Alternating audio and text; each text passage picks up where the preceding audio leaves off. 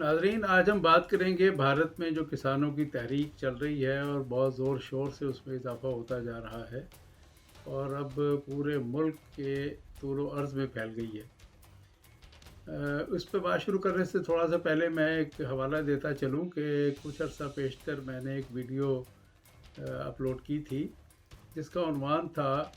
आलमी सरमायादारी और बदलती हुई दुनिया। अगर आप उसको देखना चाहें तो लिंक आपको डिस्प्ले हो रहा है। सूरत यह है कि ग्लोबल कैपिटलिज़म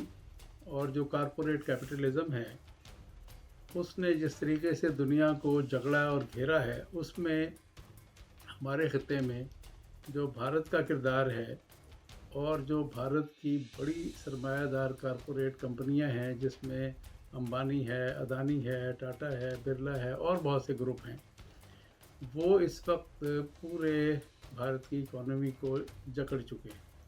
अंबानी इस वक्त दुनिया में 7वां अमीर तरीन आदमी है, उसके बाद अदानी है। और ये जो बीजेपी की हुकूमत है ये दरअसल उनके एजेंडे पर है और हिंदुत्व भी उन्हीं का एजेंडा है। अब इस पस मंज़र को पेश नज़र रखते हुए, जो पिछली वीडियो में भी मैं बयान कर चुका हूँ, हम आते हैं कि ये जो कवानीन हैं ये क्या हैं और इनको क्यों इतनी जल्दी में पार्लियामेंट से पास कराया गया और प्रेसिडेंट ने और फिर पार्लियामेंट के दोनों हाउसेस ने इसको जल्दी में पास किया और प्रेसिडेंट ने इस पर साइन किए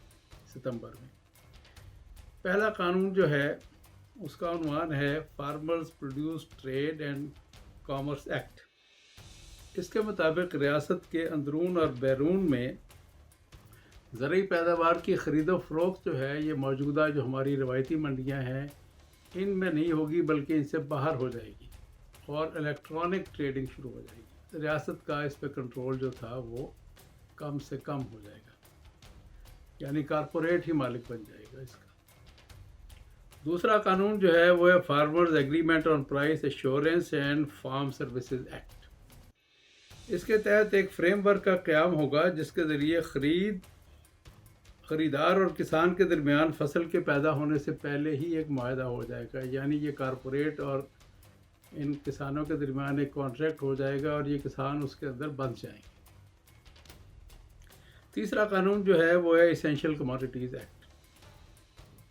इसमें किसी भी ज़रूरी पैदावार की सप्लाई और ज़ख़ीरा करने पर कंट्रोल पर मरकज़ी हुकूमत की तरफ से कंट्रोल हो जाएगा, लेकिन दरअसल कंट्रोल होगा कारपोरेट का। अब इस पे जो हुकूमत है उसका ये कहना है कि ये हमने किसानों के फ़ायदे के लिए किया है और इससे किसानों को बड़ा फ़ायदा होगा। वो बराह रास्त बड़े सरमायादारों को अपना माल फ़रोख्त करेंगे, जो रवायती आड़तें और मंडियां हैं वो बाईपास हो जाएंगी और वो वक्त गुजरने के साथ ख़त्म हो जाएगी। किसानों का मौक़िफ़ जिनके फ़ायदे में ये बात की जा रही है वो इसके बहुत सख्त ख़िलाफ़ है, उनके बड़े कंसर्न हैं। उनका ये कहना है कि कंपनी की तरफ से जब ज़रूरी पैदावार की ख़रीद पर कंट्रोल हो जाएगा और ये जो मौजूदा आड़ती निज़ाम है ये ख़त्म हो जाएगा और सप्लाई और कीमत पर जो कंट्रोल है वो चंद अफराद को हासिल हो जाएगा, तो उनके इख्तियारात में बहुत कमी आ जाएगी, उनकी जो बारगेनिंग पावर है वो ख़त्म हो जाएगी। अभी तो एक किसान अपनी पैदावार लेके मंडी में जाता है और वहाँ के व्यापारियों से अपना भाव ताव करता है और उसके हिसाब से अपना पैदावार फ़रोख्त कर देता है। दो इसमें भी आड़तियों ने भी आपस में कुछ गठजोड़ किया होता है, लेकिन स्टिल किसान के पास एक बारगेनिंग पावर है। उसके बाद वो किसान के पास बारगेनिंग पावर जो है वो ख़त्म हो जाएगी। इसमें किसानों का आगे चल के जो कंसर्न है वो ये है कि इसमें ज़ख़ीरा अंदोज़ी और ब्लैक मार्केटिंग में भी इजाफ़ा होगा। बड़ी कंपनियां बड़े बड़े गोदाम बनाकर वहाँ जो पैदावार है उसका ज़ख़ीरा कर लेंगी और कॉन्ट्रैक्ट फार्मिंग की वजह से अल्टीमेटली ये भी नुकसान हो सकता है कि ज़मीन की मिल्कियत ही ख़तरे में पड़ जाए।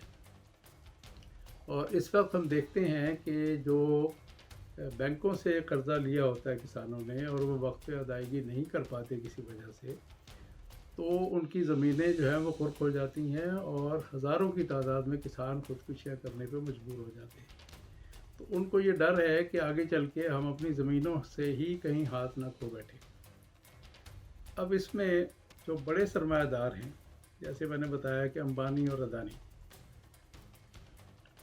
وہ اس پوری اتنے بڑے ملک کی جو پیداوار ہے اس کو اپنے کنٹرول میں، اپنے قبضے میں کرنا چاہتے ہیں، اور وہ گلوبل کیپٹلزم کا حصہ ہیں، اور ایک ہمارے اس خطے کی جو پوری ایک الائنمنٹ ہے اس کا حصہ ہے۔ کسانوں میں سب سے پہلے یہ پنجاب سے کیوں اتنے زور شور سے اٹھی، اس میں بہت غور کرنے کی ضرورت ہے۔ سب سے زیادہ خوشحال جو کسان ہے وہ پنجاب کا اور ہریانہ کا ہے۔ یہاں اوسط آمدنی ایک کسان کی جو ہے وہ قریباً 18,000 روپے ماہوار ہے، ہندوستانی روپے۔ اور جو سب سے پسماندہ صوبہ ہے بہار، وہاں کے کسان کی پیداوار کوئی 3 سے 4,000 روپے ہے۔ تو جو پنجاب اور ہریانہ کا کسان ہے وہ یہ سمجھتا ہے کہ اس نئے قوانین کی مدد سے سب سے زیادہ جو متاثر ہوں گے یہ ہوں گے، ان کی خوشحالی جو ہے وہ غارت ہو جائے گی، یہ لوگ خوشحالی سے یہ ہو جائیں گے بالکل ہی مفلوک الحال، اور اپنی زمینوں سے بھی ہاتھ دھونے پڑ سکتے ہیں۔ دوسرے اس کے ساتھ ایک ڈائمینشن جو ایڈ ہو گئی ہے وہ یہ ہے کہ پنجاب میں کسانوں کی اکثریت جو ہے وہ سکھ ہیں، اور اس میں سکھوں کی شرکت کی وجہ سے ان کے جو قومیتی تحریک ہے، اور جو بڑے عرصے سے ہے، اور جو قومیتی حقوق کی ان کی تحریک ہے، اس کا رنگ بھی اب اس میں نمایاں ہونا شروع ہو گیا ہے۔ اور کیونکہ دوسری طرف امبانی اور اڈانی ہندوتوا کے بھی سرپرست ہیں، تو ادھر سے سکھوں کی طرف سے بھی جو ایک قومیتی پہلو اس میں آ گیا ہے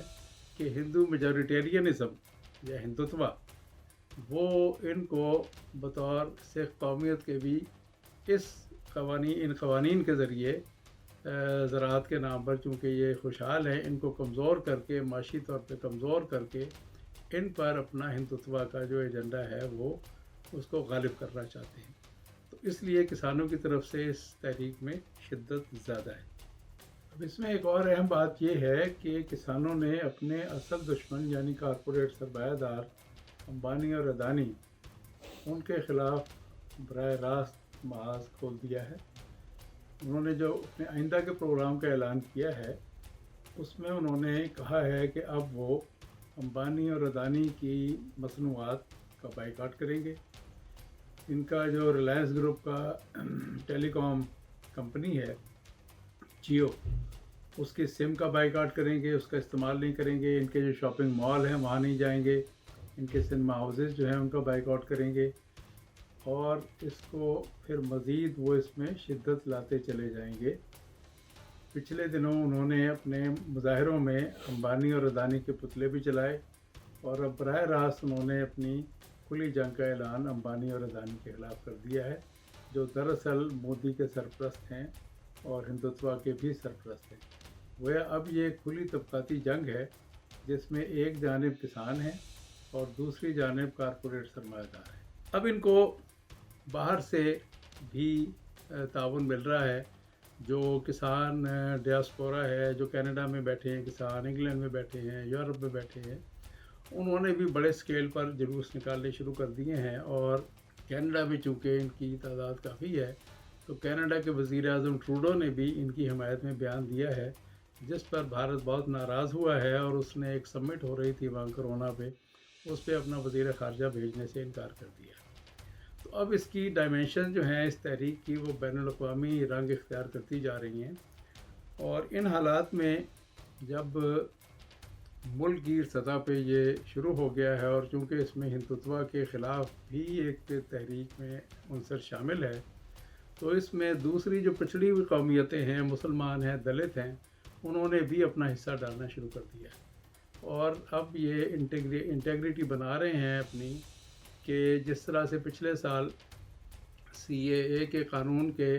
خلاف ہڑتالیں ہو رہی تھیں شاہین باغ اور بہت سارے شہروں کے اندر،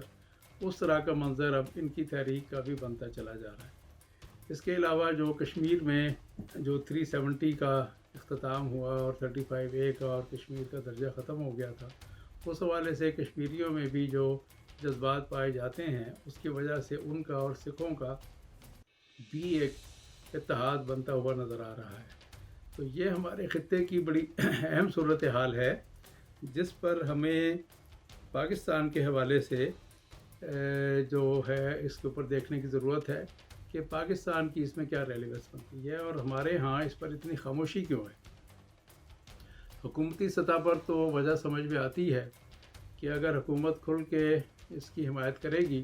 تو وہاں پہلے ہی ان کے اوپر الزام لگ رہا ہے کہ یہ خالصتانی تحریک ہے اور اس کے پیچھے پاکستان کی حکومت ہے اور ISI ہے۔ اس لیے غالباً پاکستان کی حکومت کی مجبوری ہے کہ وہ کھل کے ان کی حمایت نہیں کر سکتی۔ لیکن یہاں کا جو میڈیا ہے، یہاں پر جو غیر سرکاری تنظیمیں ہیں، جو کسانوں کی تنظیمیں ہیں، جو ذمہ داروں کی مظاہرین کی تنظیمیں ہیں، انسانی حقوق کی تنظیمیں ہیں، ان کی طرف سے ان کی حمایت میں ایک لفظ نہیں بولا جا رہا۔ یہ تشویشناک بات ہے اور اس کی وجہ بھی سمجھ میں آتی ہے۔ اس کی وجہ یہ ہے کہ ہمارے ہاں بہت سی NGOs اور بہت سے لبرلز اور بہت سی اس طرح کی تنظیمیں وہ بھی اسی کارپوریٹ کیپٹلزم کی نمائندہ ہیں اور ہمارے خطے پر وہ بھارتی بالادستی کی حامی ہیں اور وہ اس اوورآل گلوبل کیپٹلزم اور انڈو امریکن جو لابی ہے اس کا حصہ ہیں۔ اس لیے ان کے میڈیا ہاؤسز میں، ان کی تنظیموں میں سے کوئی آواز نہیں اٹھائی جا رہی۔ لیکن پاکستان کے عوام کے لیے اس میں اہم پہلو یہ ہے کہ کیونکہ یہ جو قوانین ہیں اور جس جلد بازی میں یہ منظور کرائے گئے ہیں، اس سے جنوبی ایشیا میں جو کارپوریٹ کیپٹل ہے، امبانی، اڈانی، ٹاٹا، برلا اور ان کے ساتھ جڑا ہوا گلوبل کیپٹلزم اور ان کے ساتھ جڑی ہوئی وہ الائنمنٹ جس میں بھارت سے لے کے اسرائیل تک ایک الائنمنٹ بنی ہوئی ہے، ان کا غلبہ جو ہے وہ بڑھتا جائے گا اور پاکستان اس سے متاثر ہوگا۔ مستقبل میں اس کے حوالے سے جو نتائج آگے آ سکتے ہیں، اس میں ایک اہم بات یہ ہے کہ جوں یہ بھارت کا ریاستی جبر اور امبانی، اڈانی اور وہاں کا جو کارپوریٹ سرمایہ دار ہے جس کے مفاد کی حفاظت یہ BJP کی حکومت کر رہی ہے، اس کا جبر جوں بڑھے گا، اس کے نتیجے میں جبر کی مخالف قوتوں کی مزاحمت بھی تاریخی اصول ہے کہ اس کے اندر اضافہ ہوتا ہے۔ اس اضافے کی صورت میں یہ جو کسانوں کی تحریک ہے، یہ سکھوں کی جدوجہد آزادی کی صورت بھی اختیار کر سکتی ہے اور اس کے ساتھ مل کے کشمیریوں کی جو جدوجہد آزادی ہے اس کے اندر بھی تیزی آ سکتی ہے اور اس کے نتیجے میں اس خطے میں کشیدگی میں اضافہ ہو سکتا ہے اور یہ وہ پہلو ہے جو پاکستان کے لیے بھی تشویش کا باعث ہے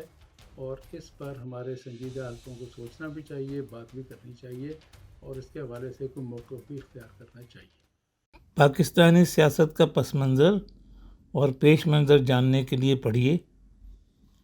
پاکستان کی سیاسی تاریخ 12 جلدیں، زاہد چودھری، تکمیل و ترتیب حسن جعفر زیدی۔ آن لائن آرڈر کے لیے وزٹ کریں ہماری ویب سائٹ۔